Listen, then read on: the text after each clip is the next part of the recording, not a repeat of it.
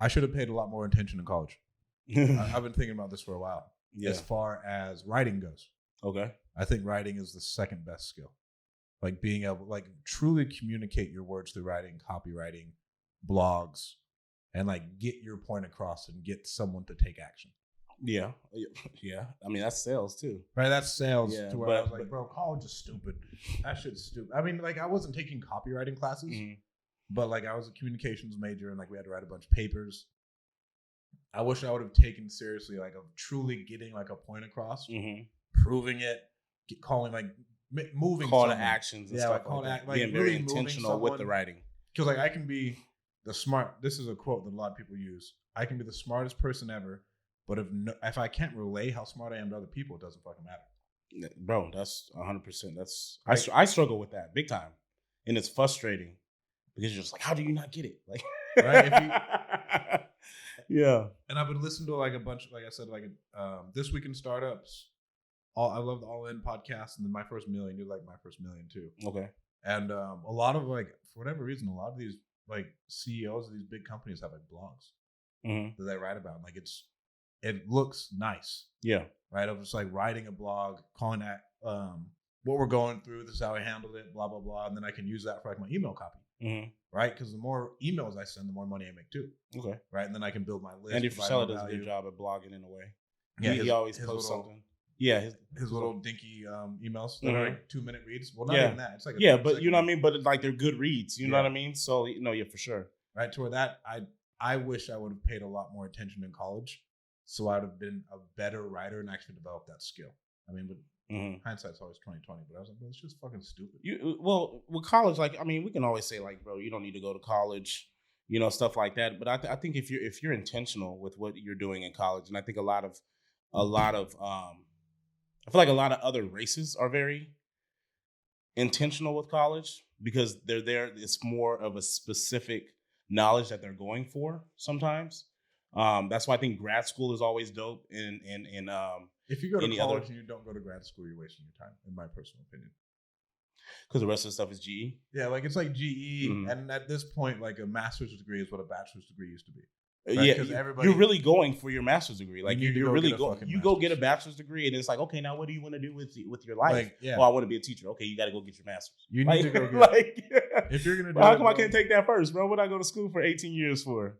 Yeah, like if you're going to go to college for whatever you do, generally, if it's going to be a skill that like you learned and it's worth something, you're going to have to get your master's anyways. And to get a good job these days, I mean, I know this is a fucking entrepreneurship podcast, but like you generally need to have a master's. You have to have a specialized knowledge. You need to have a specialized, like when I'm hiring people, I need a very, very specific skill set. Like now, like I have a completely different mindset of like what needs to be done. Like I want fucking internships. Yeah. So I can be like, okay, no, you've done this before. Like you have talent in that. Like you've done it. Like I don't have to fucking teach you. I don't have to onboard you for 3 weeks. Cause like, bro, that's a lot of time. Yeah. And you just lost a month's worth of salary.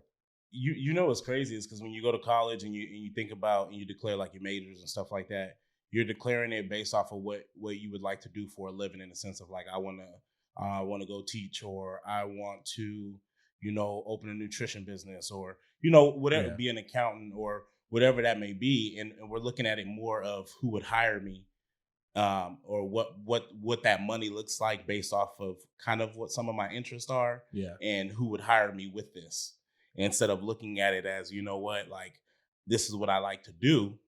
I'm very good at math. You know what I mean? So let me go get super good or super specialized in accounting or financing. And then from that point, providing a service to everybody.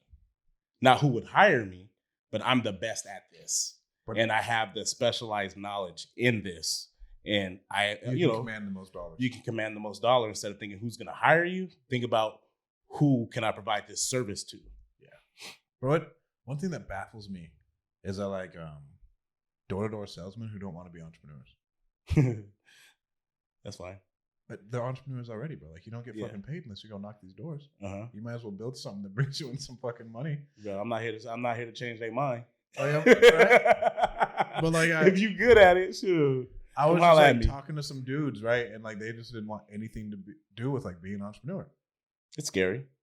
I was like, what? I was like, you're already an entrepreneur, bro. Just go out and do the same shit. Yeah. Make more money. Like, it doesn't make any sense to me. I guess there's more stuff on the back end that you like need to know. That they don't know about. And for them, it's just, this is a routine that they're used to. They make good money doing it, not realizing how much money they're making somebody else. But at a point in time, right? Like, do you want the headaches? Do you want the fucking phone calls? Do you want the, oh shit, how are we going to pay payroll? Like, all these other fucking things that come up, the cash flow issues. Nobody wants those issues, bro. I don't even like they come with good things, though. Yeah, that's what I'm saying. The reward is just way better. It's just way better. So, like, when you got to deal with some shit, it's like, like, I figured it can't be this easy. Like, you know what I mean? Like, you're not going to make all this fucking money and not have no fucking worries.